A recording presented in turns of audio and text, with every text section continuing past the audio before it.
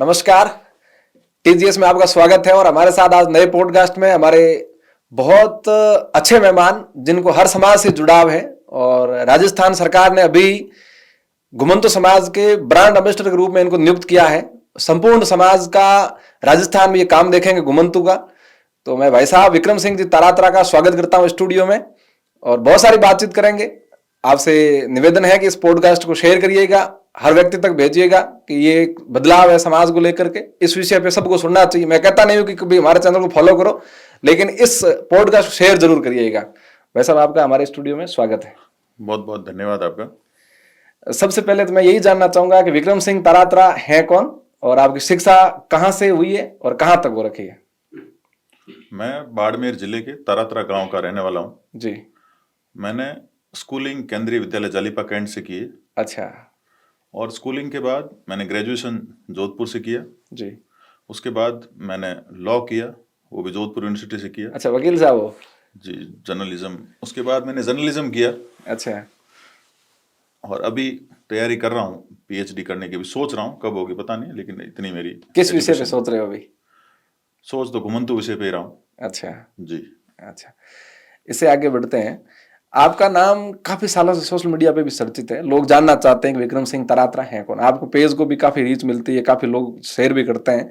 इससे पहले आप एक खेती को लेकर के काफी सुर्खियों में आए थे, विशेष करके इस थार जैसे प्रदेश में आलू की खेती को जिस तरह से आपने हाईटेक तरीके से किया, वो प्रोजेक्ट आपने कैसे लॉन्च किया और उसके पीछे क्या कहानी है? देखिए, जीवन में बहुत सारे उतार चढ़ाव आते हैं जी। और मैंने जीवन में खूब सारे काम किए। अच्छा। स्कूलिंग के बाद मैंने इंश्योरेंस का काम किया।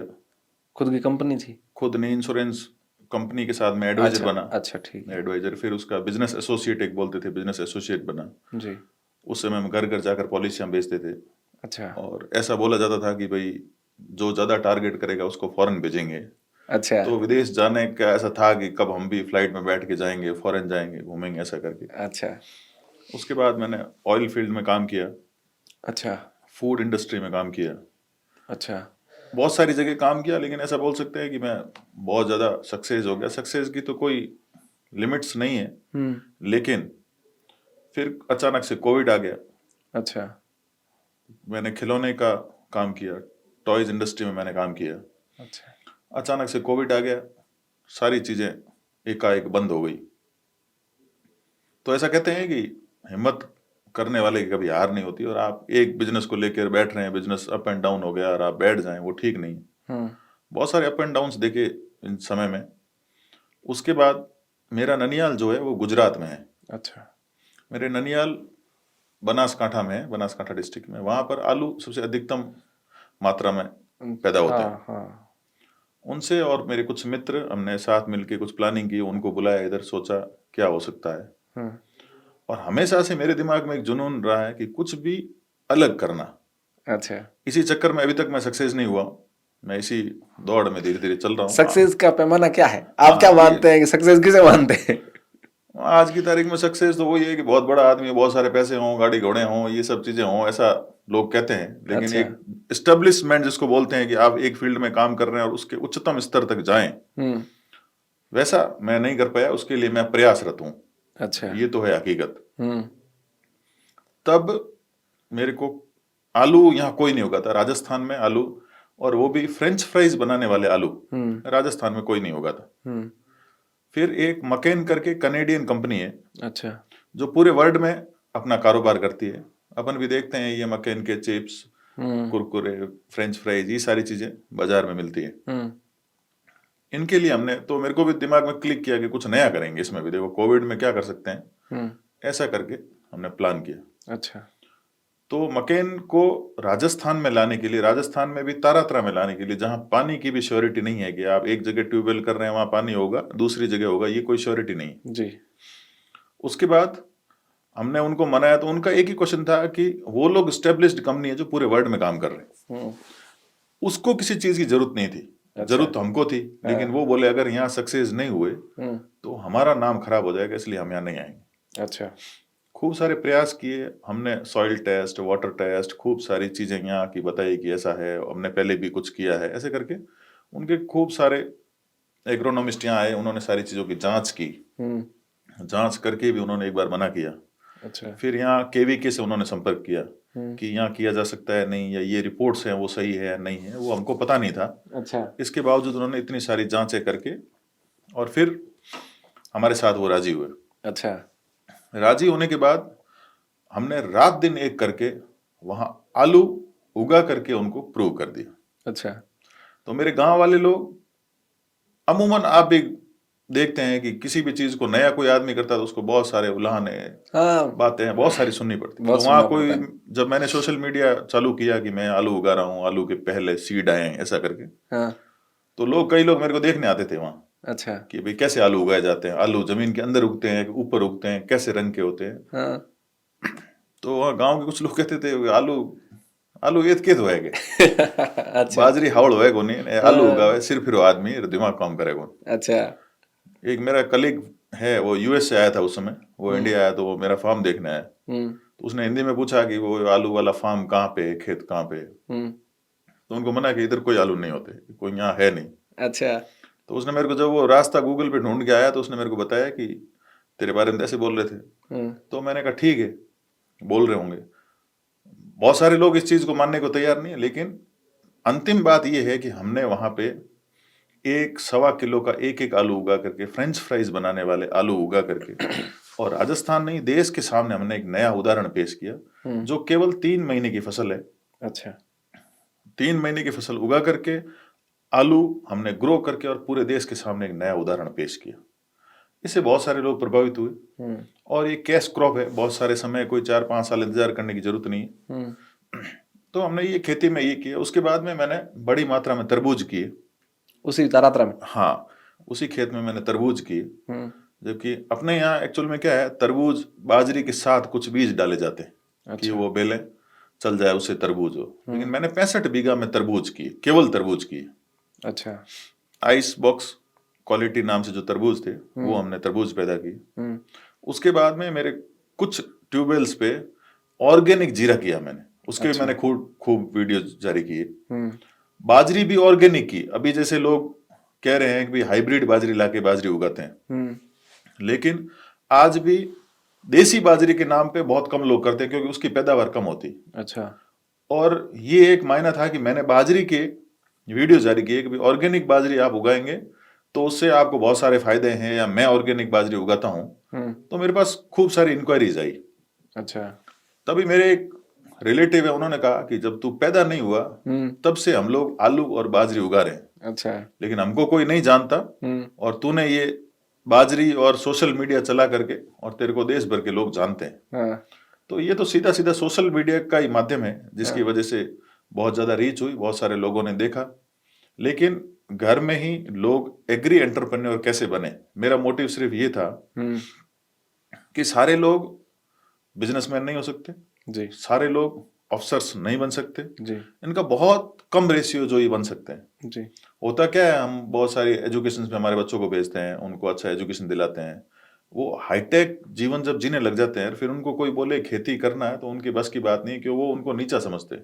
अच्छा। बट हमारा देश जो है वो भारत कृषि प्रधान देश है, लोग किसान ही हैं और खेती करते हैं। तो इसको लेकर के मेरा एक विजन था कि अधिक से अधिक लोग इस खेती में आए अपने घर पे। हमारे यहाँ तो अमूमन बाड़मेर, जैसलमेर, सब लोग जिनके पास कुछ न कुछ जमीन है ही, तो क्यों ना हम यहाँ पे कुछ ऐसे एग्री की बहुत नई नई चीजें करके और देश के सामने एक उदाहरण क्यों नहीं बने। ऐसे एग्रीकल्चर को लेके मैंने कुछ प्रयास की। अच्छा, इसमें सबसे अच्छी पैदावार किस फसल में हुई आपके? तरबूज है, आपने आलू भी उगाए, फिर जीरा भी आपने किया, फिर बाजरी ऑर्गेनिक का काम किया, अच्छी पैदावार किस में हुई? सभी में बहुत अच्छी पैदावार हुई। कोई भी ऐसा नहीं है अपन किसी को 21 बताएं से 19 बताएं, ऐसी कोई बात नहीं। अच्छा। शर्त यही है कि आपको किसी भी फसल के लिए उसके क्लाइमेट के साथ आपको सूट होने चाहिए। अभी जैसे आलू की बात करें तो आलू में अगर टेम्परेचर कम होता है, जैसे हमारे यहाँ दिसंबर में कई बार 1 डिग्री 2 डिग्री टेम्परेचर होता है जी। वो टेम्परेचर मतलब ओस गिरने से वो पौधा पूरा खत्म हो जाएगा। अच्छा। तो उसके लिए अपने कुछ प्रयास करने हैं कि उसमें स्प्रिंकलर लगा करके और उस ओस है वो वहां नहीं पहुंचे, धुआं करके डायरेक्ट पौधों तक वो रीच नहीं हो, उससे इस फसल को बचाया जा सकता है। तो कहने का मतलब है सब अपनी अपनी जगह सही है। अच्छा। और इसके बाद हम लोग बोल सकते हैं एक जयपुर चक्की नाम से हमने एक बिजनेस स्टार्ट किया। हम्म। कोविड में सारी चीजें बंद हो गई, तो क्या कर सकते हैं? तो समझ में ये बात आई कि भाई खाने पीने की चीजों के लिए दुनिया में फ्री है, लोग बेल्ट लगा करके और बाजार में आ जा सकते हैं। बाकी कोई भाई भाई से बात नहीं कर रहा था, घर वाले जी दूर थे, कोई बात नहीं कर रहा जी। था। तो हमने ये एग्रीकल्चर का एक ग्रोसरी आइटम स्टार्ट किया। हमने केवल एक आटे से स्टार्ट किया था कि हम हमारा डिलीवरी बॉय घर जाकर के केवल एक आटा डिलीवर करेगा। अच्छा, जयपुर में? जयपुर में हमने स्टार्ट किया कि एक एरिया लिया, एक पिन कोड लिया। जयपुर भी बहुत बड़ी बात है। हमने एक पिन कोड लिया कि इस पिन कोड में हम जाकर के और सप्लाई करेंगे, केवल आटा सप्लाई करेंगे। अच्छा। क्योंकि लोग देने वाला कोई था नहीं, लोग घरों से बाहर नहीं निकल रहे थे जी। उसको धीरे धीरे हमने ग्रो किया। और उसके बाद आज हम उसमें 3-3.5 साल से भी ज्यादा हो गया हम उसमें काम कर रहे हैं। तो वहाँ एक की जगह हमारे पास 45 से 40 प्रकार के आटे हैं। 100 हमारे पास में खुद की मैन्युफैक्चरिंग है प्रोडक्ट्स की। और अब हम ग्रोसरी के साथ में अपने स्टोर्स खोल रहे हैं, जयपुर में है, अहमदाबाद में है। इसको हम सोच रहे हैं कि राजस्थान में इसका और इसको बढ़ाएंगे। अच्छा, आपके साथ कितनी बड़ी टीम काम करती है? जिस तरह से आपने खेती की बात करी, तो वैज्ञानिकों से संपर्क करना, खेती के बारे में पूरा जानना नया था विषय आपके लिए। तो फिर इस हाईटेक तरीके से करने के लिए आपके पास क्या सोर्सेज थे? और अब इसमें तो देखिए, आज की तारीख में मैं बोलूंगा गूगल बाबा सब कुछ देता है। आपने सारा यूट्यूब से, गूगल से सर्च किया? कुछ सर्च किया, कुछ मेरे रिलेशंस थे, कुछ पारिवारिक संबंध थे जिनकी वजह से सारे लोग खेती करते हैं। अच्छा। तो कुछ कनेक्ट्स वहां से लिए और कुछ जाकर के देखना, वो सारे मेरे फैमिली कनेक्ट्स थे। मैंने वहाँ देश भर में मैं कई जगह गया, उनको देख करके और मैंने सीखने के प्रयास किए। बाकी कुछ जो नंबर्स लेने थे वो मैंने गूगल से, यूनिवर्सिटीज से, कुछ मेरे फ्रेंड्स थे।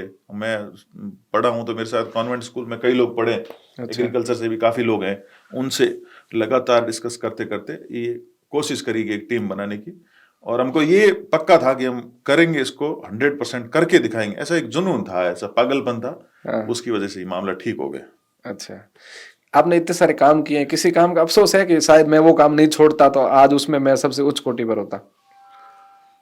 ये तो ईश्वर पे डिपेंड है। हर आदमी कुछ ना कुछ करता है, भगवान ही करवाता है। भगवान क्या करवाना आगे चाहता है ये मेरे को पता नहीं। उन्होंने बताया होगा ये करो, ये करो, जैसा आदेश मिल रहा है करते जा रहे हैं। अपने ऐसा कभी सोचा नहीं, प्लान करके हमने कुछ नहीं किया। अच्छा। हाँ, अपना खुद का प्लानिंग होगी, आज 10 साल बाद ये करेंगे, 5 साल बाद ये करेंगे, ऐसा कुछ समझ में मेरे तो नहीं आया। मेरे को जब कहीं से ऐसी प्रेरणा मिली, किससे बातचीत हुई, तो मैं वो काम करने लग गया। कुछ अधूरे छूटे, कुछ हुए, कुछ होंगे, ऐसा चल रहा है। अच्छा, फिर आपका खेती बाड़ी का काम, ये जयपुर वाला काम, आटा सकी का वगैरह, उसके बाद रातों रात आप घुमंतु समाज के राजस्थान ब्रांड एम्बेसडर कैसे बन गए? इसके पीछे क्या कहानी है? पहली बात तो ये रातों रात वाला विषय नहीं है। अच्छा। मैं पिछले 9 सालों से ये काम लगातार कर रहा हूँ। घुमंतु जातियों का? घुमंतु जातियों का काम मैं पिछले 9 साल से कर रहा हूँ। अच्छा।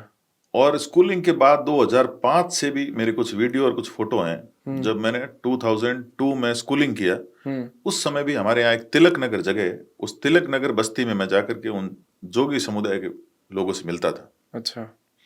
तो मेरा इंटरेस्ट तब से था। अच्छा। इंटरेस्ट केवल एक व्यक्ति विशेष के इंटरेस्ट से कुछ होता नहीं है। मैं कुछ दिन गया, उनकी समस्याएं पूछी। मैं एक एनजीओ के साथ भी मैंने काम किया, लीगल मित्र एक एनजीओ था। अच्छा। वो लीगल अवेयरनेस के काम करता था। लॉ मैंने कर रखी थी। उसके बाद मैंने 10 में एनजीओ के साथ काम किया और इन बस्तियों में गया कि भाई आपको क्या क्या इश्यूज हैं। अच्छा। तो उसको लेकर के मैंने कुछ काम किया, लेकिन वो अनुकूलताएं नहीं थी तो वो नहीं हो पाया। फिर मैं स्कूलिंग के समय से शायद 4th या 5th में पढ़ता था, तब हमारे घर के सामने शाखा लगती थी। अच्छा। उस शाखा में जाता था, राष्ट्रीय स्वयंसेवक संघ? हाँ, आरएसएस की शाखा लगती थी, उस शाखा में जाता था। अच्छा। तब से बहुत ज्यादा कनेक्शन था, ऐसा नहीं था कि शाखा लगती तो कभी कभी चले जाते थे, बस इतना ही था। अच्छा।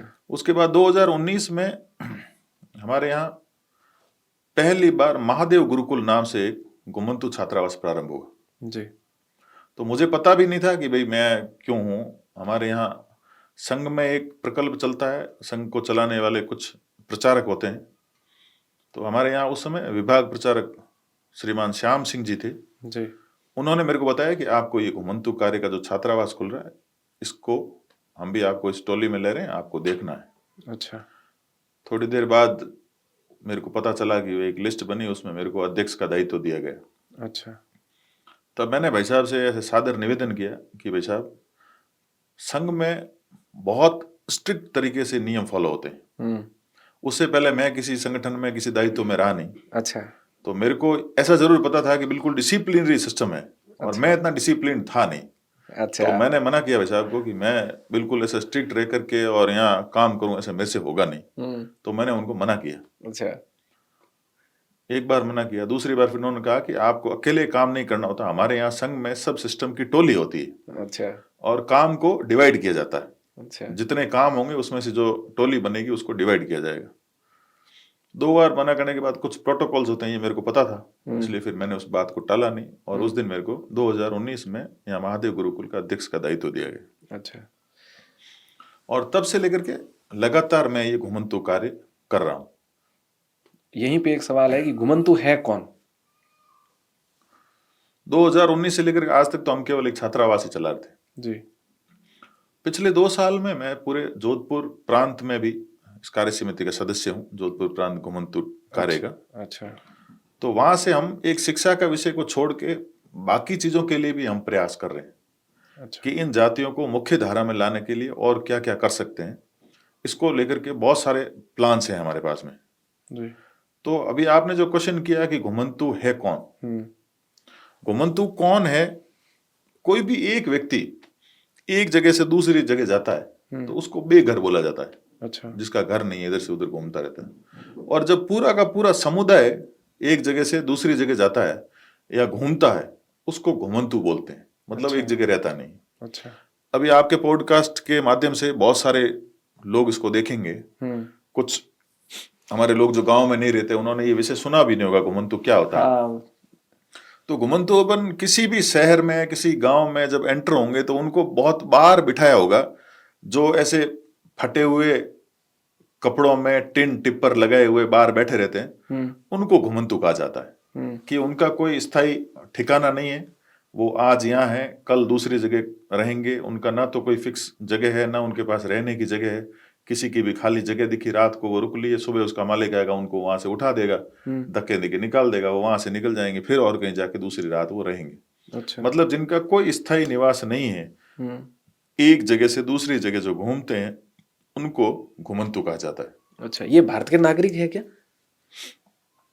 ये बहुत अच्छा प्रश्न है आपका कि भाई भारतीय नागरिक है। भारतीय नागरिक होने का चेहरा देख के आप नहीं बता सकते। अच्छा। उसके लिए उसके डॉक्यूमेंट चाहिए जी। कि भाई अभी हमारे देश में चल रहा है कि सबके आधार कार्ड होने चाहिए, उनके वोटर कार्ड होने चाहिए जी। तो मालूम चलेगा कि वो किस देश का नागरिक है जी। लेकिन आप घुमंतु के बारे में अगर बात करेंगे तो इन बहुत सारे लोगों के पास मूलभूत डॉक्यूमेंट जो होते हैं, जैसे वोटर आईडी बोल दिया जी, आधार कार्ड बोल दिया, इनके पास नहीं है। अच्छा। तो अब आप इनको भारत का नागरिक माने या नहीं माने, ये तो पूछने वालों का विषय है। लेकिन अच्छा। परिस्थितियां ऐसी है कि इनके पास आज भी डॉक्यूमेंट के नाम पे कुछ नहीं है। क्योंकि आज बाड़मेर में रह रहे हैं, कल चौटन जाएंगे, परसों सिव जाएंगे, परसों जोधपुर जाएंगे, ऐसे ही घूमते रहेंगे। तो जब भी कोई भी सरकारी अधिकारी वो पूछता है आपके डॉक्यूमेंट लाओ, आप यहाँ रहे उसका प्रूफ लाओ, तो ना इनके पास रहने की जगह, ना इनकी पुरानी कोई पत्रावली है जिससे ये प्रूव कर सके कि भाई हम भारत के नागरिक हैं। तो आज तक तो इनको ऐसे ही माना जाता। देश आजाद होने के 75 साल बाद भी ऐसे कई व्यक्ति हैं घुमंतु जाति के जिनके पास डॉक्यूमेंट भी नहीं है, प्रूव नहीं कर पाते कि ये लोग भारतीय हैं। अच्छा, ये घुमंतु जातियां शुरू कहां से हुआ इनका जीवन? स्वाभिमान के साथ जीने वाली जातियां थी। अच्छा। इन्होंने कभी भी अपने स्वाभिमान को छोड़ के किसी भी लालच लोभ में आकर के इन्होंने अपना धर्म नहीं बदला। इन्होंने अपनी कार्यशैली, अपना काम, अपना स्वाभिमान कभी इन्होंने जीवन में नहीं छोड़ा। अच्छा। घुमंतु जातियों में एक जाति है गाडोलिया लोहार जी। ये लोग हथियार बनाने का काम करते थे जी। तो ब्रिटिश काल में भी इन लोगों को केवल इसलिए इनके साथ ऐसे कई चीजें की गई जिससे कि ये यहां से या तो हमारी शरण में आ जाए या फिर भाग जाए। लेकिन इन्होंने उनकी शरण में जाना ठीक नहीं समझा, सामने लड़ते रहे। उसके साथ बहुत सारी अलग चीजें हुई, इनके ऊपर कई कानून बने, बहुत सारी चीजें हुई।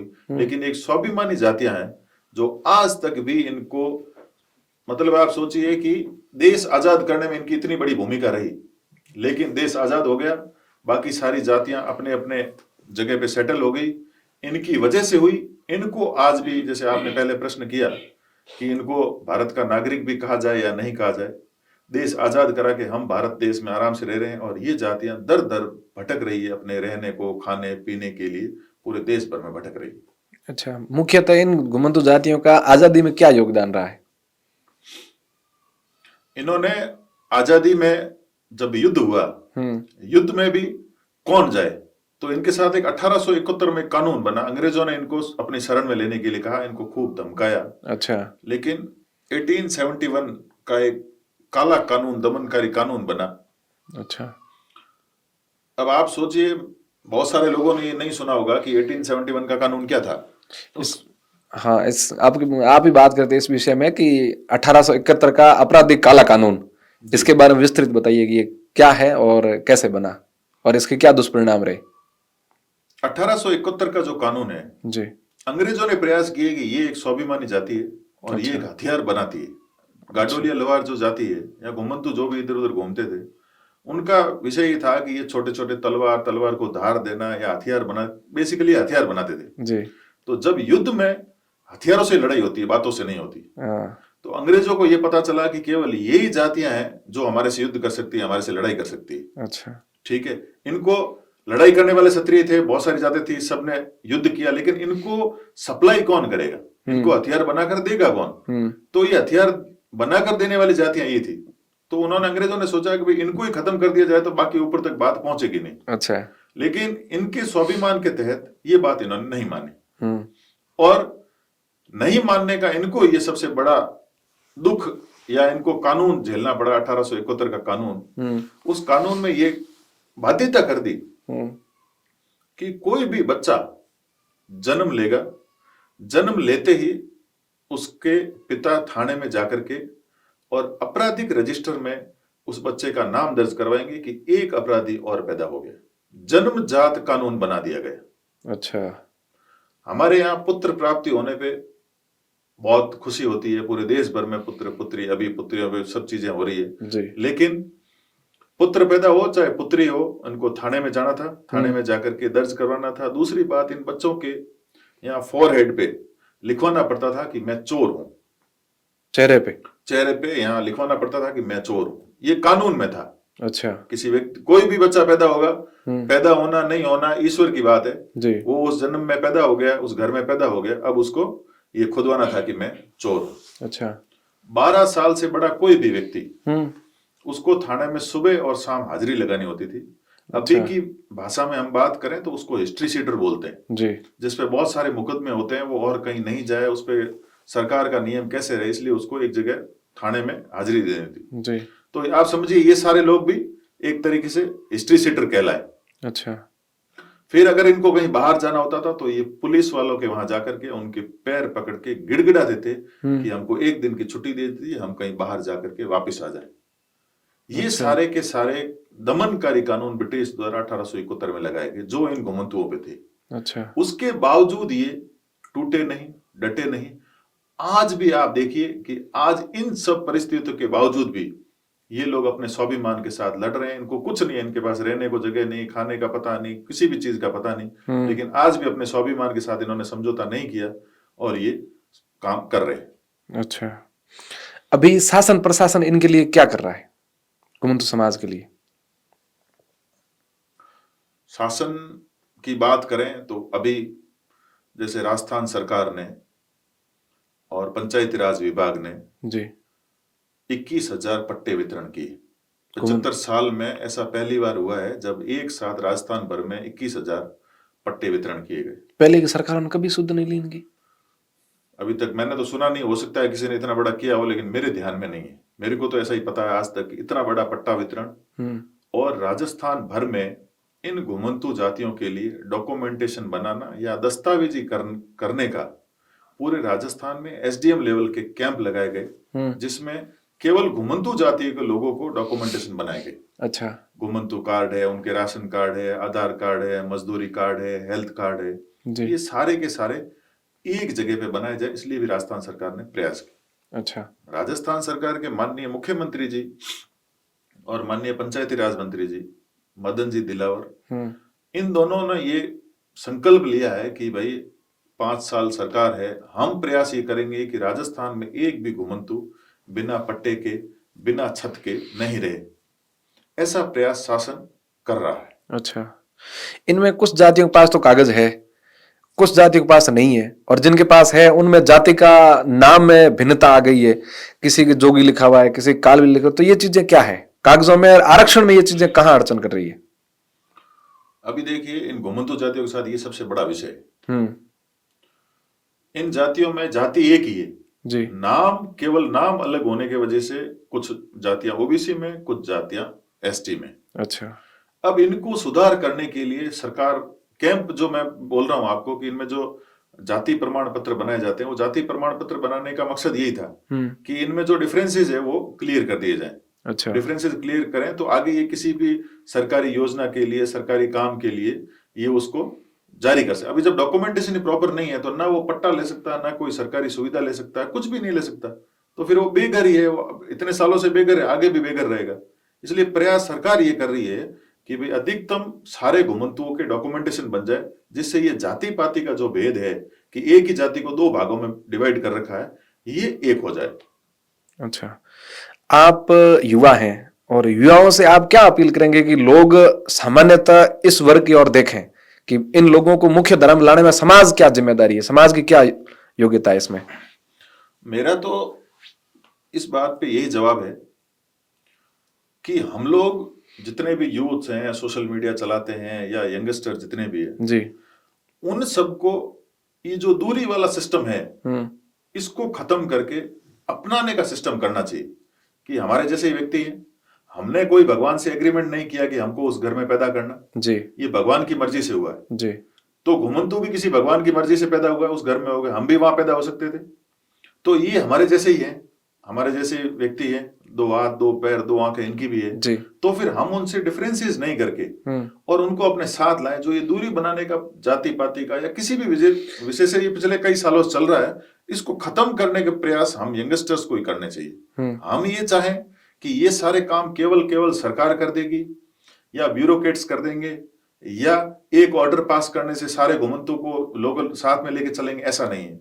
जब तक ये समाज और समाज का एक एक व्यक्ति इसके लिए प्रयास नहीं करेगा, तब तक ये संभव नहीं है। अच्छा, तो हम सबको आपके मार्फत भी मैं ये निवेदन करना चाहूंगा कि अधिकतम लोग अपनाने का सिस्टम करें। यही हमारे लोग हैं, यही योद्धा हैं, यही व्यक्ति हैं जो हमारे साथ रहते हैं, और ये इतने कर्तव्यनिष्ठ व्यक्ति हैं कि जिनके साथ रहते हैं हमेशा वो डट के रहे। तो मैं ये कह रहा हूं कि अधिकतम लोग हम इनको अपनाएं, कुल मिला के बहिष्कार करने वाला सिस्टम बंद करें और इनको अपनाने का फॉर्मूला चालू करें। घुमंतु जाति में भी सामान्य और उच्च वर्ग के लोगों में समाज आज भी अंतर देखता है, क्या कारण है और कैसे? मेरे इस सवाल के जवाब से मैं ना किसी जाति विशेष पे ना व्यक्ति विशेष पे कोई टिप्पणी नहीं कर रहा हूं जी, मेरे मन का व्यक्तिगत जवाब मैं आपको दे रहा हूं जी, जी, कि हम जो जात पात में ये बटे हुए हैं जी, ये हम लोग क्या करते हैं, अपने घर गांव तक ही करते हैं। अच्छा, जैसे हम किसी गांव में रहते हैं, उस गांव के घुमंतु जाति हो या और अन्य कोई जाति हो, उन वर्ग से तो हम क्या करेंगे, उससे छुआछूत का भेदभाव करते हैं। जी, और बाहर से कोई अधिकारी आता है जो इन्हीं घुमंतु जाति का है या अदर किसी जाति का है, अगर वो अधिकारी है, जी, वो नेता है, जी, तो हम उनके साथ ऐसे व्यवहार करेंगे जो हमारे घर का मुख्य अतिथि हो, या शादी में जब हम किसी जवाई को बुलाते हैं उस लेवल की हम उसके लिए सुख सुविधाएं सब करेंगे। तो हमको ये बात सोचनी पड़ेगी कि इस भेदभाव को बंद करें। ठीक है, अभी जब समाज में सब लोग बराबर हैं, हम भी ये चाहते हैं कि सारे लोग एक साथ रहें, फिर ये इस तरीके का भेदभाव नहीं होना चाहिए। और वो भी हम किससे करते हैं, जैसे हमारे गांव में हमारे पड़ोसी हैं, घुमंतु जाति का कोई व्यक्ति है, उससे सबसे ज्यादा एलर्जी करेंगे। अच्छा, जबकि काम पड़ने पे वही व्यक्ति हमारे सबसे पहले काम आता है, घर के काम हो या कुछ भी काम हो सबसे पहले वही आते हैं, लेकिन हम उसको नेगलेक्ट उसी को करेंगे। बाहर का कोई व्यक्ति आएगा, इसी समुदाय से आएगा, हम उसको बहुत अच्छे से ट्रीट करेंगे। तो ये ऐसा नहीं होगा, तभी धीरे धीरे करके ये मुख्य धारा में आएंगे। अच्छा, प्रधानमंत्री जी का एक ट्वीट था जिसमें उन्होंने लिखा था कि अद्भुत प्रेरक मिसाल, वो किस संदर्भ में था? वो विषय कोविड के दौरान का है जी। कोविड में भीलवाड़ा की बस्ती की बात है। अच्छा, वहां पे राष्ट्रीय स्वयंसेवक संघ के कुछ स्वयंसेवक कोविड के दौरान उनको कुछ सहायता देने के लिए गए। अच्छा, तो घुमंतु जातियों के लोगों ने ये कहा कि हमारे पास पर्याप्त है, और स्वयंसेवकों को पता भी नहीं लगने दिया। उन्होंने ऐसे चंदा इकट्ठा करके 50,000 रुपए इकट्ठे किए और उन स्वयंसेवकों को वापस दिए। अच्छा। कि आप ये हमारे पास जो भी है थोड़े बहुत इन पैसों को ले जाइए, और इससे और जो जिनको रोटी नहीं मिल रही है, बिल्कुल कुछ व्यवस्था नहीं है, उनको ले जाकर दीजिए। अब ये कोई व्यक्ति, करोड़पति व्यक्ति बात करे तब तो समझ में आती है कि उसके पास खूब सारे पैसे, उसने कुछ दे दिए। इन घुमंतु लोगों के पास इतने ही थे, वो सारे के सारे दे दिए। अच्छा। तो आप सोचिए को कितनी बड़ी बात है कि उसने अपने पास कुछ नहीं रखा, 10 रुपए थे तो 10 रुपए दे दिए कि भाई कोई भूखा नहीं रहे, हम आधे से भी चला लेंगे। तो इसी बात से प्रभावित होकर के इसको प्रधानमंत्री जी ने ट्वीट किया कि ऐसी जातियां हैं, जो प्रेरक एक शब्द लगा के उन्होंने इस बात को कही। तो ये घुमंतु जातियां स्वाभिमान के साथ साथ अभी भी, आज देखिए ये अभी की बात है, कोई बहुत पुरानी बात नहीं, कोविड की बात है। कोविड में भी लोग इतने बड़े दंडदाता है। ये आप इसको लेकर के मोदी जी ने, इस समाज को आपने बहुत नजदीक से देखा है, इनका आर्थिक क्या है काम करने का, और इनका जीवन यापन कैसे होता है? इनका बेसिकली क्या है, सारी घुमंतु जातियां आज भी कहीं ना कहीं भटक रही। पहली बात तो इनका स्थायी कोई जगह है नहीं जी। किसी गांव में चले गए, कुछ चीजें लोहे की बना दी, उसको बेच दिया। जैसे जोगी समुदाय है तो ये लोग हमारे यहाँ जो घड़ाई का काम है वो करते हैं, या कुछ बर्तन बनाते हैं, ऐसे करके जगह जगह जाते हैं। भाई उनका फिक्स, हम जैसे देखते हैं ना, कोई भी कॉर्पोरेट बिजनेस करते हैं तो हम सोचते हैं क्लाइंट बेस्ड बिजनेस करेंगे जी। ये हमारे क्लाइंट होने चाहिए, ये हमारे क्लाइंट होने चाहिए। लेकिन क्लाइंट कहाँ होंगे? जब ये स्थायी होंगे तो क्लाइंट होंगे जी। तो इनका तो ऐसे ही चल रहा है, भगवान ने इनको भेजा, भगवान ही चला रहा है, ठीक है। इनके पास कोई स्थायी रोजगार नहीं है, लेकिन इनके हाथ की कला। दूसरे, इन लोगों में ग्रास्पिंग पावर बहुत ज्यादा है, ये किसी भी चीज को बहुत जल्दी सीखते हैं और बहुत इंटेलिजेंट तरीके से। बाकी वाला आदमी 2 दिन में करेगा, ये 1 दिन में उसको कर लेंगे। ये इनके साथ इनकी एक विशेषता है। तो ये जहां भी जाते हैं बहुत अच्छे ढंग से करते हैं, कुछ दिन रहते हैं वहां पे, अपना व्यापार करते हैं, चलाते। व्यापार क्या करते हैं? दिहाड़ी मजदूरी करते हैं किसी न किसी के वहां जाकर के, और चलता है। यही उनका मुख्य रोजगार है। अच्छा। अभी रोजगार के लिए भी बहुत सारे स्कीमें हैं, सिस्टम है, लेकिन वो घूम फिर के बाद यह है कि दस्तावेजीकरण नहीं, तो वो किसी का फायदा ले नहीं पाते। अच्छा। बड़े बड़े ऑफिसेज हैं, बैंक्स हैं, इनको अलाउ नहीं करते। इनके कपड़े देख के इनको डिनाई कर देते हैं, जबकि ऐसा है नहीं, कहीं पे भी लिखा हुआ नहीं है कि आपके कपड़े सुंदर होंगे तो ही आप बैंक में जा पाएंगे जी। लेकिन है, इनको कोई कहने वाला नहीं है, तो चल रहा है, ऐसे ही चल रहा है। तो हम सबको प्रयास करके इनको नजदीक लाना होगा, तभी ये मुख्य धारा वाली जो बात है वो सही हो सकती है। इनके बच्चे वगैरह जब देखते हैं अपन, तो बारिश में, सर्दी में ऐसे ही कैसे जीवन यापन करते हैं? इनको बीमारियां नहीं होती? बहुत अच्छा प्रश्न है। जैसे अपन जितने भी आज से पहले 10 साल 20 साल सारे बच्चे मिट्टी में खेलते थे। अच्छा। उनको कुछ नहीं होता था। अभी अधिकतम लोगों ने, चाहे वो उस कल्चर में है चाहे नहीं है, ये जो विदेशों वाला कल्चर है जी, उन्होंने उसको अडॉप्ट कर लिया। अच्छा। कि हमारा बच्चा मिट्टी में नहीं खेलेगा, मिट्टी में खेलते हो खराब हो जाएगा, ऐसा करके उसको मना करेंगे। अच्छा। घर से बाहर नहीं निकलने देंगे। अच्छा। लेकिन ये बच्चे पैदा होते ही रेत में खेलते हैं, इनके पास तो फर्श है नहीं, इनके पास बड़े बड़े बंगले हैं नहीं, तो ये उसके आदी हो गए। जो व्यक्ति जिसका आदी हो जाएगा उसको कुछ फर्क नहीं पड़ता। तो इनके बच्चे देखिए आप ना, 2-2 साल के बच्चे इनके माता पिता के साथ घूमते रहते हैं, वो मांगने चले जाएंगे, करेंगे, लेकिन इनको कुछ नहीं होता। हमारे बच्चों को सर्दी में अंदर स्वेटर होगा, ऊपर टोपी होगी, हम कहीं करेंगे तो भी वो बीमार रहते हैं, उनको हॉस्पिटल ले जाना ही पड़ता है। तो ये शुरू से ऐसे ही है। इसलिए मैं आपको कह रहा हूं कि ये बहुत मजबूत कम्युनिटी है। इनको पढ़ने में आप बिठा लीजिए, कोई काम करने में बिठा लीजिए, या इनको आप विश्वास पात्र नाम से, इस जाति से बड़ा कोई विश्वास पात्र व्यक्ति नहीं हो सकता। अच्छा। कि जिसके साथ रहेंगे उसके साथ रहेंगे, जो काम बताया उतना ही करेंगे। ये कब होगा? जब हम उनके साथ इंटरेक्ट करेंगे। मैं इतने सालों से इनके साथ हूं, आना जाना होता है, तो मेरे को ध्यान है कि इनको क्या बता दिया तो फिर उससे इधर उधर नहीं होते। अच्छा। ठीक है ना? तो ये तो समाज जब साथ आएगा, इनको साथ लेगा, तब ये बातें सब आपके साथ ये बहुत अच्छे से बैठते हैं, दुख सुख की बात सुनाते हैं, जीवन के बारे में बताते हैं, आप सब बताते हैं हमको। हम उनके परिवार के सदस्य हैं, वो हम इनके शादी ब्याह मरने पढ़ने में जाते हैं, तो इनको सब पता है। और हम भी, हमको देख के हमारे साथ बच्चे पढ़ रहे हैं, हम छात्रावास चला रहे हैं, तो हमारे छात्रावास के बच्चों के वहां हमारा जाना होता है, उनके परिवार से मिलते हैं, कुछ समस्या बताते भी है। हम भी प्रयास करते हैं कि इनको कैसे सही किया जा सके, हम जितना हो सकता है वो हम प्रयास करते हैं। अच्छा। घुमंतु समुदाय को मुख्य धारा में जोड़ने में कितना समय लगेगा? अब देखिए, देश आजाद हुए भी इतने वर्ष हो गए, अभी तक तो ये किसी ने सोचा भी नहीं है। सरकारें आई गई, वोट लिए गए, बातें करी समुदाय की, धर्म की, लेकिन किसी ने इनके बारे में देखने का प्रयास किया नहीं। अब इस सरकार ने, आप कह रहे हो कि कैंप लगाए हैं, पट्टे वितरित किए हैं, प्रयास चल रहा है, तो अब आपको क्या लग रहा है कि आने वाले कितने सालों में कुछ चीजें ठीक हो जाएगी? इसका भी वही जवाब है जो मैंने पहले दिया जी। कि आज देश आजाद होने के इतने सालों बाद भी ये लोग बेघर हैं, तो आने वाले भी कई समय इनको लगेगा। अब हम इसको कितना जल्दी अडॉप्ट करते हैं, इन लोगों को कितना अपने साथ लेते हैं, या आम आदमी इस बात को समझ के इनके साथ कैसा आराम से व्यवहार करता है, ये जितना ज्यादा होगा इतना जल्दी ये हमारे नजदीक आएंगे और हमारे साथ मुख्य धारा में आएंगे। अब ऐसा कोई टारगेट बेस नहीं है, क्यों, इनकी दुनिया अलग है, ठीक है, इनका रहना सहना, इनका व्यवहार, शादी ब्याह सब अलग है, ये बिल्कुल दुनिया से अलग है, पढ़े लिखे है नहीं, पढ़ते नहीं है, तो इनको ध्यान भी नहीं है कि ऐसे होना चाहिए। आज भी ये सोच रहे हैं कि हम केवल भीख मांग के और हमारा जीवन यापन कर लेंगे। लेकिन अभी हमारे यहाँ आप हिंदू संस्कृति में हमारे गांव में देखेंगे तो पहले गांव में मैं ये देखता था कि घर में जब खाना बनता था जी, तो पहले गाय के लिए और एक कुत्ते के लिए अलग से छोटी रोटी बनती थी जी, ठीक है। और अभी ये विदेशी कल्चर में ऐसा हो गया है कि घर में भी अधिकतम लोगों से पूछा जाता है कि भाई कितने लोग हैं, 4 लोग हैं, तो कितनी रोटी खाओगे? भाई 4 रोटी खाओगे तो 4 ही बनेगी। तो जब एक्स्ट्रा कुत्ते और गाय के लिए भी नहीं है तो हम सोचे इन घुमंतु के लिए रोटियां बनेगी, ये संभव नहीं है। मेरे को लगता है, ये मेरे व्यक्तिगत जवाब जी, है जी। लेकिन इसलिए हम जहां भी जाते हैं इनको बोलते हैं कि अब ये भीख मांगने वाला लोग आपको रोटी देंगे या दरवाजा खोलेंगे, ये संभव नहीं है। इसलिए कुछ ना कुछ व्यापार करके, पढ़ के, और ये हम आगे बढ़ सकते हैं। अच्छा, इस समाज की महिलाओं के लिए सिलाई का काम ठीक रहता है क्या? करती है महिलाएं कुछ? हाँ, जैसे मैंने पहले एक वर्ड यूज किया, ग्रास्पिंग पावर, सीखती बहुत जल्दी है। अच्छा, तो ये बहुत जल्दी सीखती है। कई सेवा केंद्र चलते हैं, सेवा भारती, कुछ संघ का प्रकल्प है सेवा भारती, वहां पे कुछ मशीनें दी हुई है, उन मशीनों में वो कपड़ा सिलती है, कपड़ा सिल के समाज में देती है, कुछ लोग इकट्ठा करके।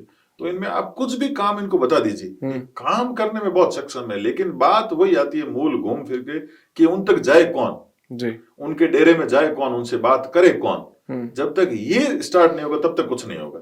अच्छा। इसलिए समाज से मेरा तो बार बार एक ही निवेदन है कि अधिक से अधिक लोग इनसे इंटरेक्शन करें, इनसे बातचीत करें, इनसे मिलने जुलना प्रारंभ करें। बहुत सारी चीजें सही हो सकती है, लेकिन वो जब तक जाएंगे नहीं तब तक कैसे संभव है। अच्छा, नायक फिल्म में एक सीन था नायक में कि जब झुग्गी झुपड़ियों वालों को मकान दिए गए थे घुमंतु को, तो उन्होंने क्या उसको किराए पे चढ़ा दिया या किसी और को दे दिया। अगर कल सरकार इनको मकान देगी, पट्टे दे रहे हैं, तो फिर ऐसा नहीं होगा कि ये उनको किराए पे किसी और को दे रही है, वैसे ही जीवन चलेगा इनका? उसके लिए तो देखो, होने को तो ये भी हो सकता है। और आप नजदीक रहे हो, आपको क्या लग रहा है, क्या विचारधारा इनकी? अब विचारधारा क्या होगी, इनको समझाना पड़ता है। हम जहां जहां जाते हैं उनको यही बात समझाते हैं कि अगर एक बार कोई चीज मिल गई, जैसे सरकार ने आपको एक बार पट्टा दे दिया, अगर आपने बेच दिया तो वो जीवन में संभव नहीं है, वापिस आपको दोबारा मिलेगा नहीं, और आपके पास कोई उपचार नहीं, तो हम केवल समझा ही सकते हैं उनको।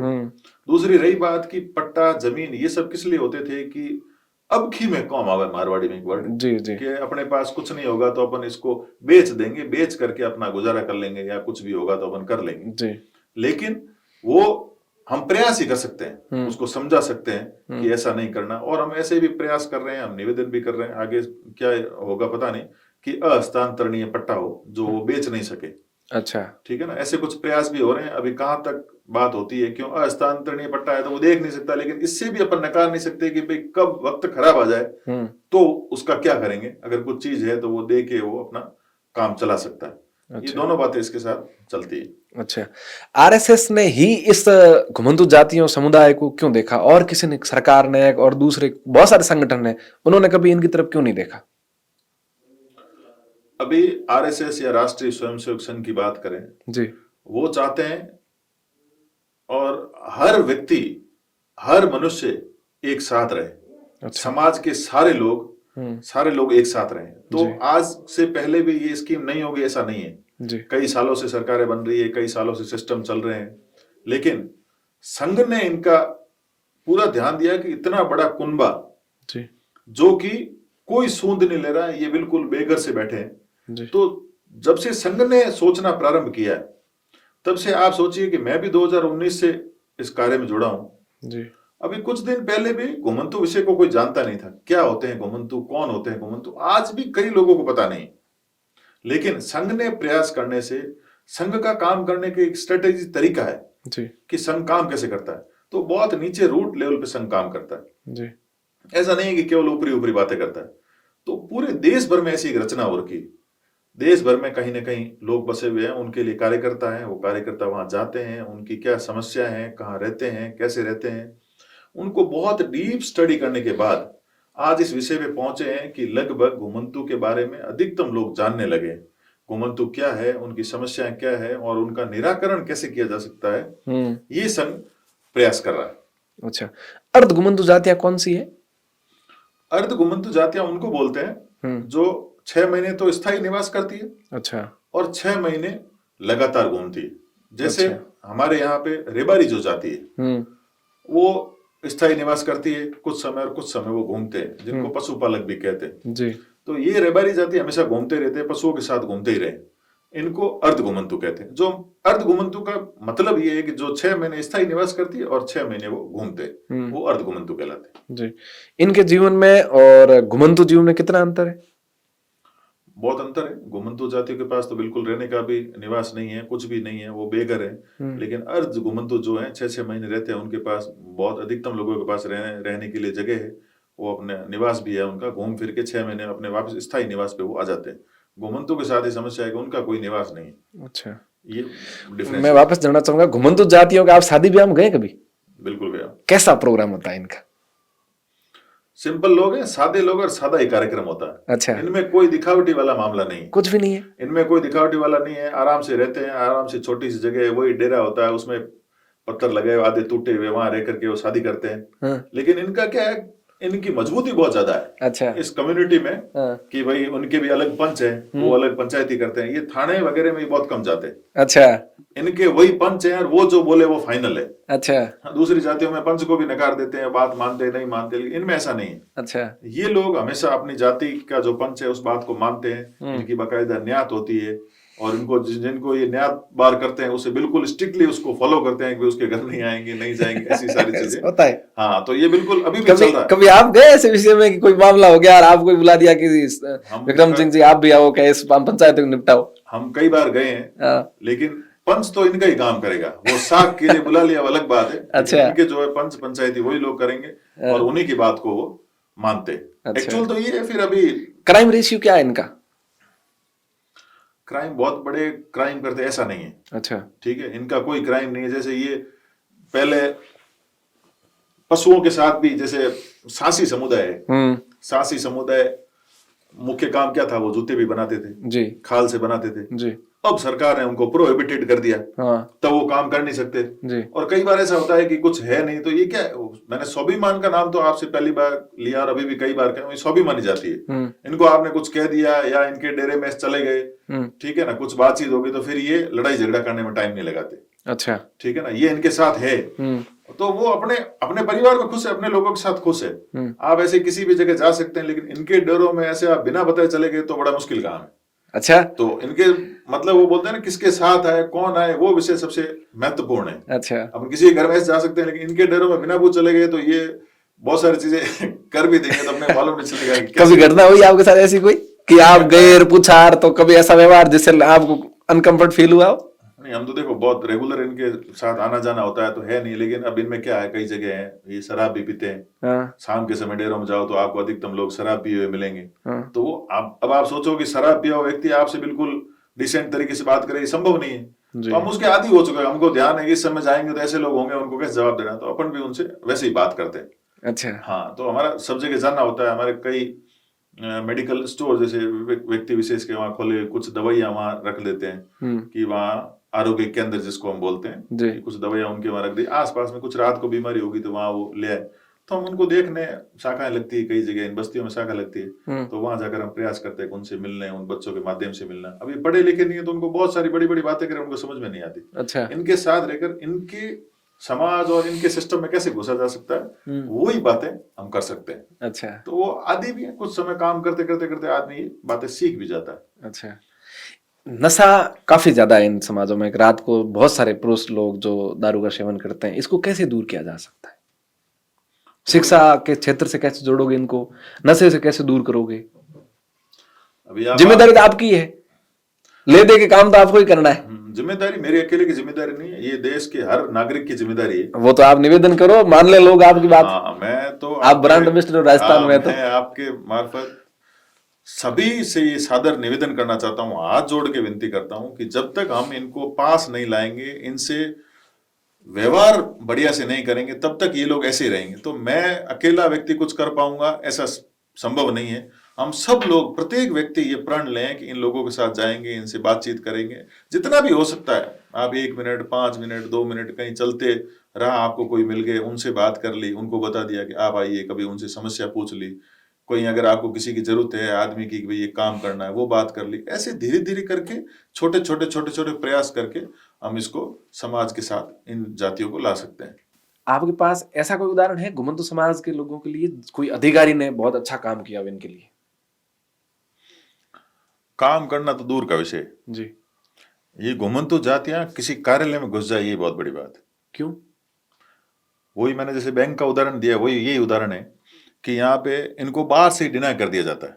अच्छा। तो इसका एक बहुत बड़ा उदाहरण है मेरे सामने, जो मेरे को लगता है कि जालोर में हमारा एक वार्षिक उत्सव कार्यक्रम था। अच्छा। उसमें पंचायती राज मंत्री माननीय मदन जी दिलावर थे जी। माननीय जोगेश्वर जी गर्ग थे जी। और वहाँ शासन प्रशासन के सारे अधिकारी बैठे हुए थे। अच्छा। उस समय जालोर जिले की जिला कलेक्टर रही श्रीमती पूजा जी पार्थ जी। उन्होंने उस दिन मंच से माननीय मंत्री जी के सामने ये घोषणा की, अच्छा। आज के बाद में जी। कोई भी महिला या कोई भी घुमंतु जाति का व्यक्ति मेरे चैम्बर में बिना किसी पर्ची के, बिना रुके वो मेरे यहाँ आ सकता है। तो मैंने राजस्थान में ये पहला उदाहरण ऐसा देखा जिन जिला कलेक्टर ने ये इतनी बड़ी बात बोली। उसके बाद जब तक वो वहां रही तब तक उन्होंने घुमंतु जाति के लिए खूब प्रयास किए, उनके लिए जो कर सकते हैं उन्होंने अपने अफसर्स लगा के काम करके। तो अमूमन क्या होता है, आप कहीं भी आप भी देखते होंगे कि भाई घुमंतु जाति का कोई व्यक्ति है, वो जाकर के तहसीलदार, पटवारी, ग्राम सेवक, वो भी उससे बात नहीं करते, जबकि पटवारी और ग्राम सेवक तो उसी गांव के हैं। उनको एक एक व्यक्ति को वो जानते हैं कि कौन जाति का, लेकिन उससे भी वो सही ढंग से बात नहीं करते। रीजन क्या है कि हमारे से बहुत हम उनको अछूता मानते हैं, हम अपना उनको कभी मानते ही नहीं। तो उनको अपन हे दृष्टि से देखते हैं, भाई दूर रहे, इसका कुछ लेना देना, लेकिन ऐसा कभी नहीं सोचते कि भाई ये हमारी तरह ये भी इंसान है, इसके अंदर भी सांस है, ये भी हमारे जैसे इसके भी काम हो सकते हैं। लेकिन ये जब तक वही बात है कि आप जब तक इनको अपने पास नहीं लाएंगे, अपना नहीं समझेंगे, तब तक ये संभव नहीं। अच्छा। तो ऐसा एक उदाहरण मेरे को जो समझ में आता है कि इतने बड़े अधिकारी जिला कलेक्टर होकर के भी उन्होंने इस लेवल की पहल की और उसके साथ वो लगातार जुड़ी रही। आप क्या अपेक्षा करते हैं बाकी अधिकारियों से घुमंतु जातियों को लेकर के? कलेक्टर है, एसपी है, एसडीएम है, थानेदार है, ग्राम सेवक, पटवारी, तमाम अधिकारी। मैं अधिकारियों से सिर्फ यही निवेदन करना चाहता हूं जी कि ये लोग उसको पहले से ही आपराधिक, चोर इन्होंने ये किया होगा, ये पूर्वाग्रह बंद कर दे। अच्छा।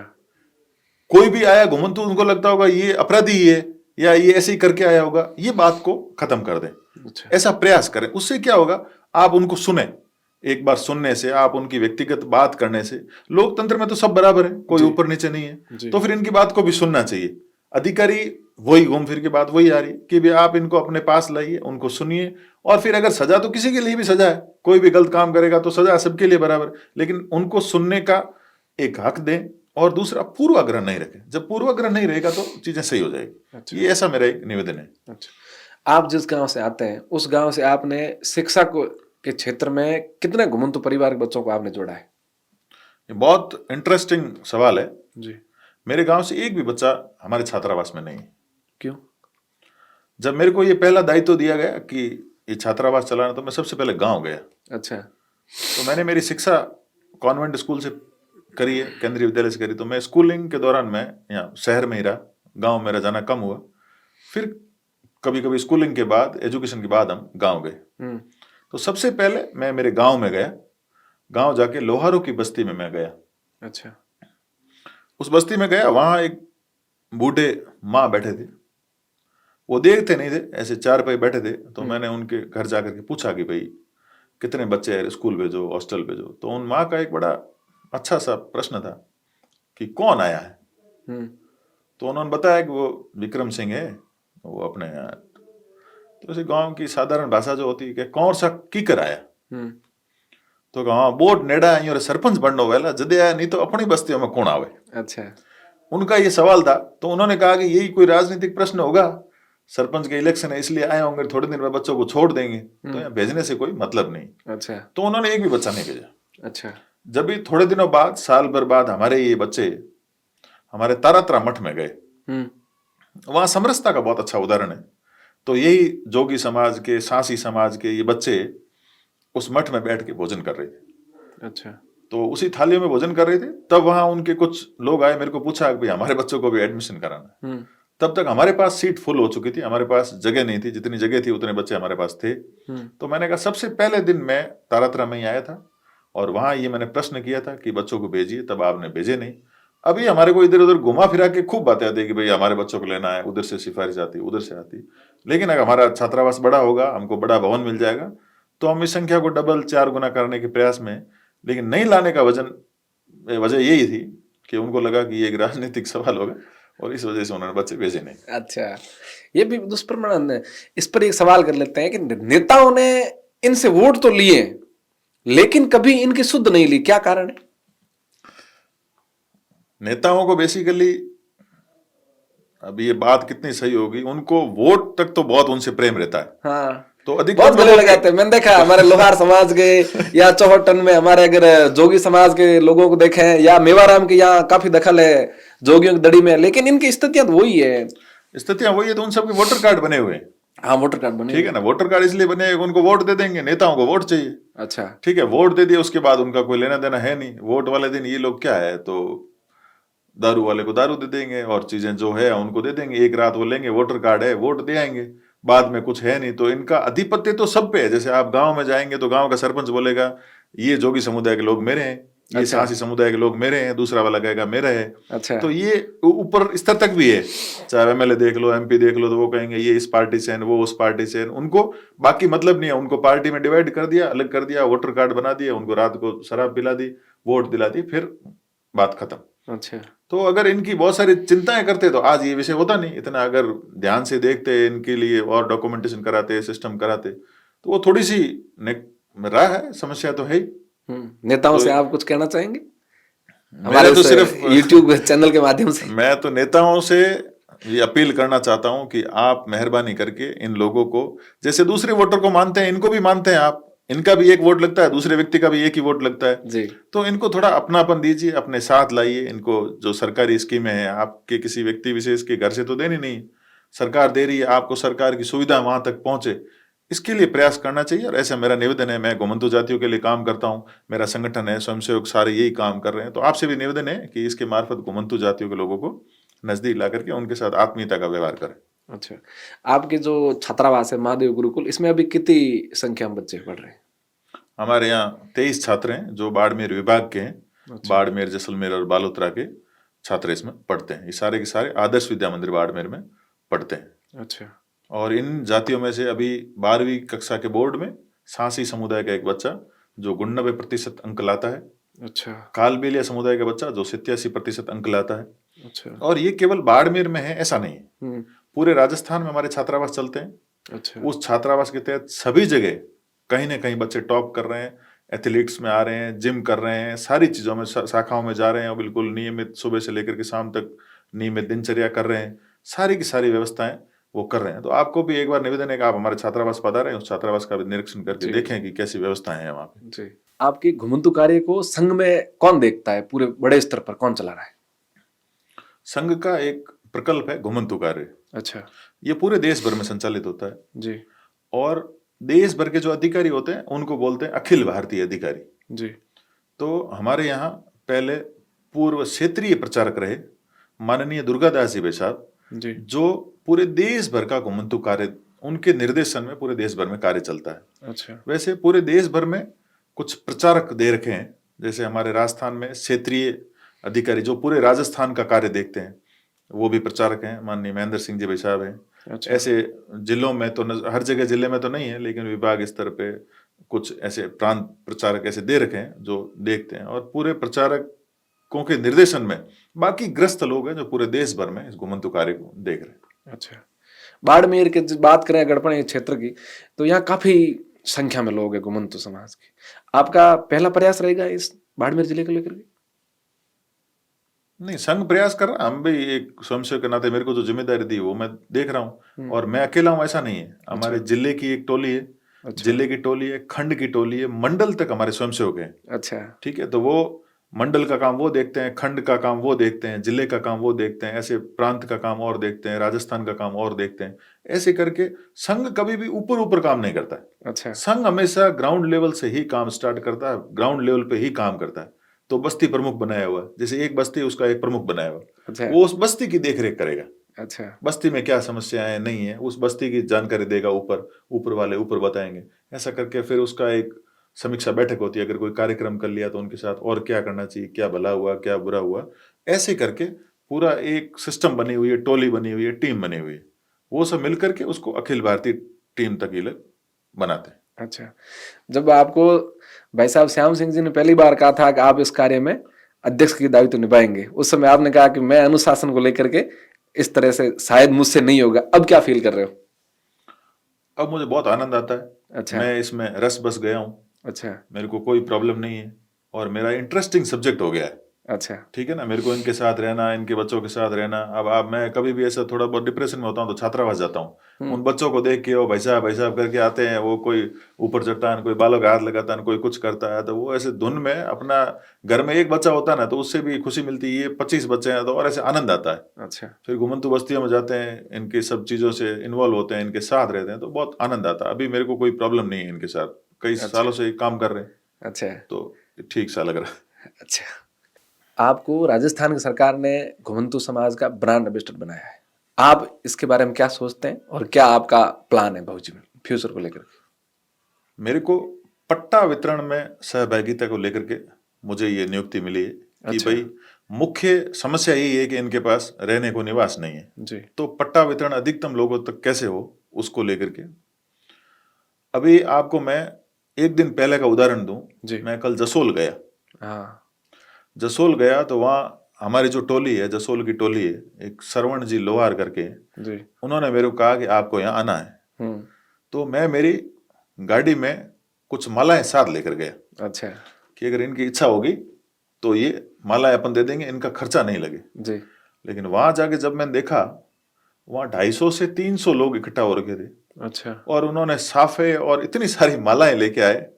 तो मेरे को ऐसा लगा कि और जगह जाते हैं तो अपने को थोड़ा लग, इनके पास तो कुछ भी नहीं, इनको मूलभूत सुविधाएं भी नहीं है, ये अपना सुबह लाते हैं शाम को खाते हैं, ऐसी वाली स्थिति। जी, लेकिन उनका जो अपनापन था, उनका जो प्यार था, वो देख के मेरे को इतनी खुशी हुई ना कि इन लोगों के लिए कर रहे हैं, इन लोगों को अच्छा लग रहा है, हमको अच्छा लग रहा है। तो ऐसे कई उदाहरण है कि दिल के भी ये बहुत बड़े यूं दंदाता है। अच्छा, इनके पास जो होगा ये सब देंगे। अच्छा, तो ऐसे जहां जहां बस्तियों में जाते हैं अच्छा लगता है। मेरा कहने का मतलब है कि इनके पास सुबह कमाते हैं, शाम को खाने को कभी कभी नहीं भी होता है, जी, फिर भी इन्होंने इतनी व्यवस्था करके कि भी अपना कोई व्यक्ति है, घुमंतु जाति के अलावा भी अब वो अपना ही व्यक्ति जी। है, इसलिए इतना बड़ा उन्होंने एक सम्मान समारोह टाइप का किया। ठीक है, वो उसकी जरूरत नहीं है करने की, मैंने उनको मना भी किया, लेकिन उन्होंने मतलब खर्चा जी। किया। आप सोचिए, जो है वो पूरा का पूरा दे देना, ये अपने आप में बहुत बड़ी बात है। अच्छा, कभी अकेले में बैठते हो तो विचार आता है कि मैं जिस समाज से हूँ, बहुत बड़ा समाज है, ये जातियां हमेशा लड़ी समाज के लिए, आज इनके ये हाल है और हम संघर्ष कर रहे हैं, समाज सपोर्ट नहीं कर रहा है, ऐसा लगता है कभी? देखिए, सही बात तो ये है कि इन जातियों के साथ काम करते हैं ना, तो अभी तो ठीक है, सब सारी चीजें अनुकूल है, इसलिए सब लोग घुमंतु भी कहते हैं और हमको भी ठीक मिलता है। लेकिन पहले कई बार ही सुनने को मिला है कि भाई ये कोई काम है क्या, ऐसे कोई जाता है क्या? अच्छा, ठीक है ना, तो मेरे कई प्रश्न हैं। हाँ, कई मेरे साथ पढ़े लिखे समाज से भी, मैं जिस समाज से आता हूँ उस समाज में भी कई लोग ऐसा कहते हैं कि ये कैसा कार्य है, ये क्यों हो रहा है। ठीक है ना, तो कारण क्या है, वो मतलब दूरियों का कारण है। इस वजह से बहुत सारी बातें सुनने को मिलती है। अच्छा। लेकिन अभी ठीक है, जैसे जैसे संघ ने बताया वो काम कर रहे हैं, जितना बताया उतना करना है वो कर रहे हैं, तो इससे अब धीरे धीरे कम हो रही है। लेकिन हर आदमी यही कहता था कि कोई घुमंतु कोई कौम है, यूं और बढ़ जाएगी, यूं और रोटी खाई जाएगी। अच्छा, ठीक है ना, तो मेरे साथ भी कई लोग चलते थे, वो बहाना बनाते हैं कि भाई मैं आज मेरे व्रत है, मैं खाना खा के आया हूँ, ठीक है, अभी अच्छा, अभी चाय पी के आया हूँ, चाय मैं नहीं पीता हूँ हाँ, ना। तो ये क्या है, ये सब चीजें मेरे साथ कई लोगों ने की, लेकिन मेरे को उससे फर्क नहीं पड़ता। हाँ। मैं जिस राह पे चल रहा हूँ, जो मेरे को जितना बताया जाता है वो मैं आराम से कर रहा हूँ, मेरे को बहुत आनंद आता है। अच्छा, मैं जब बात कर रहा था कि आपको राजस्थान सरकार नया ब्रांड एम्बेसडर बनाया है, तो मैंने कहा पॉडकास्ट करेंगे, भाई साहब से बात करेंगे, जानेंगे कि इनके बारे में। तो मुझे हमारे एक मित्र है गोगा राम जी, उन्होंने कहा कि देख के नहीं, मैं आपको ऐसे कई उदाहरण दे सकता हूँ। जी। जैसे माननीय दुर्गादास जी भाई साहब का बाड़मेर प्रवास था, अच्छा और हमको एक सेवा बस्ती का उद्घाटन करवाना था। अच्छा तो बाड़मेर में सांसियों का तला एक जगह है, जी। वहां पे हम गए। पहले भाई साहब के पधारने से पहले हम वहां गए और उनको हमने एक विषय रखा कि भाई आपके बच्चों को हम पढ़ाएंगे, थोड़ी घंटा पर खिलाएंगे, पढ़ाएंगे, ऐसा करके हमने विचार किया। तो प्रश्न आया कि भाई वो मेन हाईवे की जगह, इस पे बच्चों को कहाँ खिलाएं। अच्छा। तो वहां एक साहसी समुदाय के व्यक्ति आए, उन्होंने कहा कि मेरे ये नए झोंपे बने हुए मेन हाईवे के ऊपर, आप ये झोंपा लो, इसमें रहो, और हमारे बच्चों को आगे जो जगह है इसमें खिलाओ, कुदाओ, जो आपको करना है करो। अच्छा। मैं उस बात से इतना प्रभावित हूं कि बाकी किसी समाज में नहीं हो सकता ऐसा मैं नहीं कह रहा हूं, लेकिन उसके पास 2 झोंपे ही हैं, वो नेशनल हाईवे पे हैं, सांसियों के तले पे, जहां करोड़ों रुपए के भाव है। अच्छा। वो हमको ऐसी दे दे कि भाई आप इसको चलाओ। ये बात मैंने कई जगह कही है कि इतना बड़ा मन होना कि मैं अपनी चीज है ये सब आपको समर्पण करना। उन्होंने हमको ये नहीं पूछा कि आप कौन हैं, क्यों कर रहे हैं, वरना अपन प्लॉट की रजिस्ट्री भी कराते हैं तो 50 बार उसके बैकग्राउंड पूछते हैं, उसके रिश्तेदारों को पूछते हैं कि भाई रजिस्ट्री कराऊं कि नहीं कराऊं, क्या होगा नहीं होगा। उन्होंने खुले मन से हमको वो जगह दे दी। अच्छा।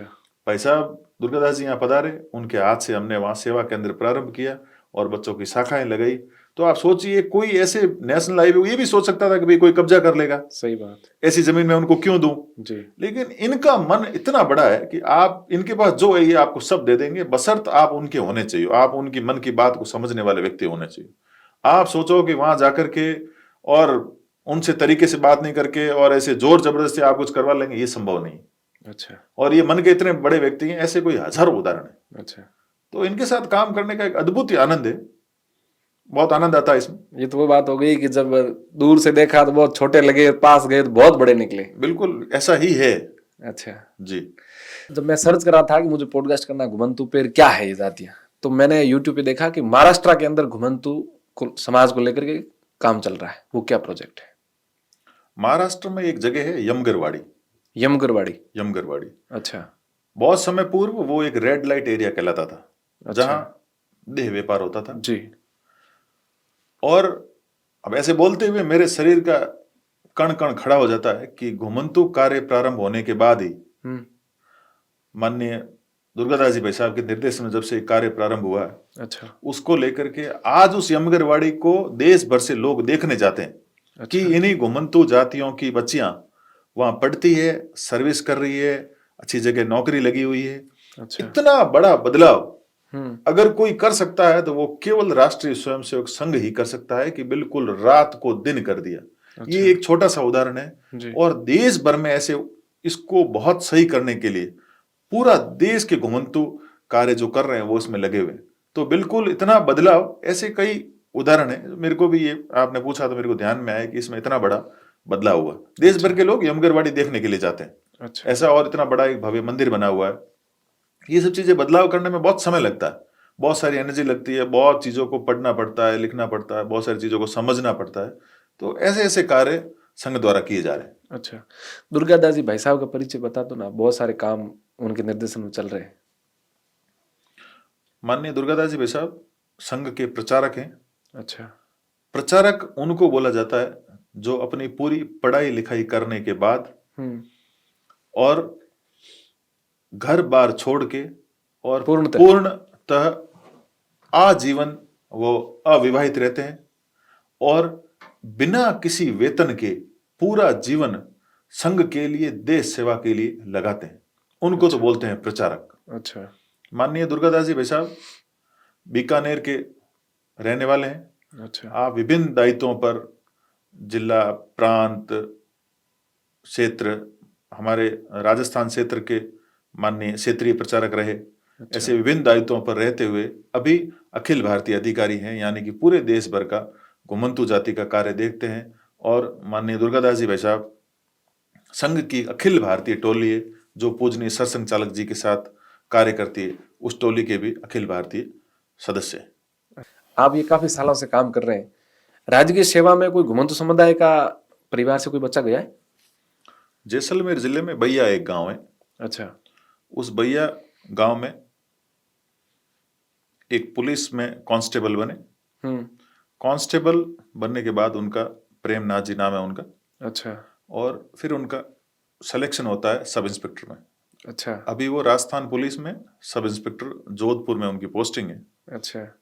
घुमंतु समाज के लिए हमारे यहाँ का ये बहुत बड़ा उदाहरण है। जब उनका सिलेक्शन हुआ तब मैंने उनको सोशल मीडिया के मार्फत सार्वजनिक रूप से एक अपील की कि अभी आप प्रेमनाथ जी नहीं है, अभी आप थानेदार साहब बन गए। अच्छा। तो जब आप थानेदार बनेंगे तो थानेदार एक मुख्य धुरी होता है किसी भी थाने की, जिले की जी। तो अभी कुछ लोग आपको घेर लेंगे, कुछ बड़े व्यवसायी, कुछ ऐसे बंधु जो आपके इर्द गिर्द रहेंगे, चीजों को आपको वही दिखेंगे। तो मैंने उनसे ये एक निवेदन किया कि आप अपनी जाति के आइडल हैं जो थानेदार बने, घुमंतु जातियों में आप पहले थानेदार बने हैं यहाँ पे, तो आप आइडियल पर्सन होने के नाते आप इन घुमंतु जातियों को छोड़ना मत, इनकी बस्तियों में जाना, इनको उदाहरण देना। तो जो बच्चे पढ़ रहे हैं वो आपको देख करके खुद गौरवान्वित महसूस करेंगे और सोचेंगे कि हम भी थानेदार बन सकते हैं, हम पुलिस में जा सकते हैं और कोई नौकरी कर सकते हैं। ऐसे लेकर के हमने यूं कहा कि भाई वो जाने के बाद वो बदल नहीं जाए, वो अपनी जाति को भी नहीं भूल जाए। क्यों? उनके आसपास हमेशा कुछ लोग रहेंगे, उनको रंगरूट रहेंगे, सर से नीचे नहीं आने देंगे, तो वो अपनी जाति को भूल जाएंगे। ऐसा नहीं हो, इसलिए मैंने उनसे निवेदन किया। अभी वो प्रयास भी कर रहे हैं, हम कार्यक्रम में भी उनको बुलाते हैं जब भी, तो हमारे साथ रह रहे हैं।